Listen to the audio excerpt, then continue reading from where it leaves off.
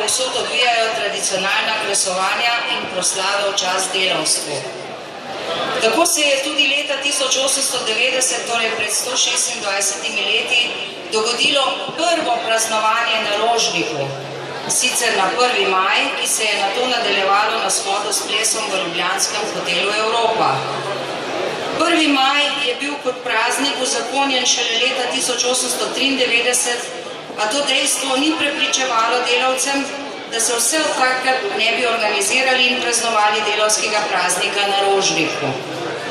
V času od osamosvojitve dalje je to tradicionalno praznovanje potekalo izključno v organizaciji Zveze svobodnih sindikatov, danes, po 25 letih, pa poteka v organizaciji kar 4 central, združenih pod geslom Skupaj delamo, skupaj praznujemo.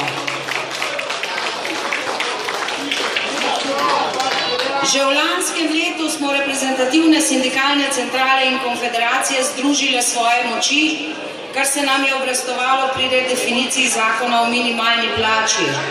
A odločeni smo, da se tu ne bomo ustavili, temveč samo še nadaljevali. Krvavi dogodek v Chicagu pred 130 leti je bil boj za skrajšanje delovnega časa in pravičnejše mezde. Če dobro pomislimo, bi lahko rekli, da je te zahteve spet potrebno ponoviti. Kot že rečeno, so takrat delavci zahtevali 8-urni delovnik, 8 ur počitka, 8 ur zabave in kulture ter pravičnejše mezde. Tudi danes delavke in delavci delajo več, veliko več kot samo 8 ur. Počivajo pa veliko manj kot 8 ur med tem, ko za zabavo in kulturo sploh nimajo denarja, saj so njihovo pošteno zaslužene plače sramotno nizke. In medtem, ko druge evropske države, po katerih se naša vodilna elita tako rada zgleduje, skrajšujejo dnevni delovnik, izboljšujejo pogoje za delo, skrbijo za dobro počutje delavk in delavcev tako na njihovih delovnih mestih, kakor tudi doma, ker jim njihovo delo pošteno plačajo, nekateri naši delodajalci, ali bolje rečeno izkoriščevalci, podaljšujejo dnevno delovno obveznost na 10, 12 in tudi 16 ur. Delavce izčrpavajo in jih izkoriščajo na način, ki meji na sodobno suženjstvo, plačujejo pa jih s sramotnim drobižem, kar njim ob njihovih prejemkih in dobičkih pomeni delavčeva plača. A še te jim najraje ne bi dali, saj imajo občutek, da bi delavci morali biti srečni in zadovoljni že zato, ker imajo delo. Predvsem smo za take delavce sindikati najbolj moteči člen in zato vedno, kadar sindikati opozorimo na takšna izkoriščanja in javno objavimo svoje zahteve, ali kadar začnemo s kakšnim projektom, bodisi posamezno ali združeni skupaj v neki zahtevi, se v medijih pojavijo novice o sindikalnih visokih plačah, o sindikalnem nedelu, o sindikalni skrbi za lastne riti in podobno. Temu smo včasih rekli antipropaganda in takšen trik uporabljajo vodilne strukture kapitala že stoletja, da zasejejo nezaupanje ter dvom v delavce in oslabijo moč nas, vaših glasnogovornikov, sindikatov.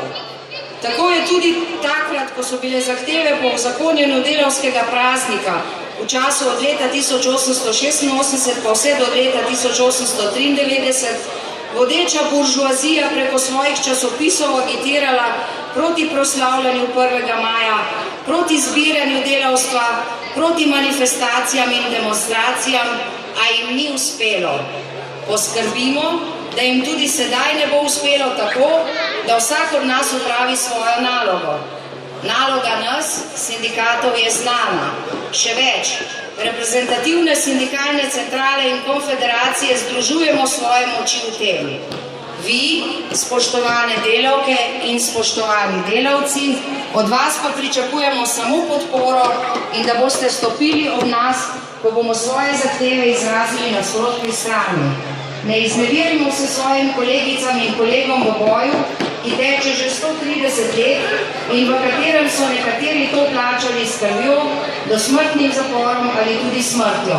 Zato jaz, predsednica Konfederacije novih sindikatov Slovenije Neodvisnost, našemu današnjemu skupnemu sloganu dodajam: skupaj delamo, skupaj praznujemo in skupaj se borimo, če bo potrebno tudi z vsemi sredstvi, ki jih sindikati poznamo in so nam na voljo. Pred 26 leti smo se odločili za svojo državo, ker smo zase in za naše potomce želeli boljše, najboljše. Pa smo to tudi dobili. Obljubljali so nam malo Švico, dobili smo le luknje od švicarskega sira, prazne obljube na boljše čase ter zahteve po zategovanju pasu, a ne nekateri. Za delavce nikoli ni čas, ne v času debelih, ne v času suhih krav, a čas je nastopil in sicer tisti čas, ko naj od tistega, kar pošteno in s trudom ustvarijo slovenske delavke in delavci, tudi sami poberejo sadove in ne le olupkov. Zato se vam na tem mestu zahvaljujem za vašo dosedanjo podporo z upanjem, da nam jo boste dajali še naprej. Samo tako bomo namreč dosegli zastavljene cilje in izpolnili nalogo, ki ste nam jo dali. Naj ob koncu še dodam: živele delavke, živeli delavci, živelo delavsko gibanje ter živela 1. in 2. maj, delavska praznika. Tudi 2. maja vam ne damo, čeprav že dolgo stegujete svoje prste po njem. Hvala.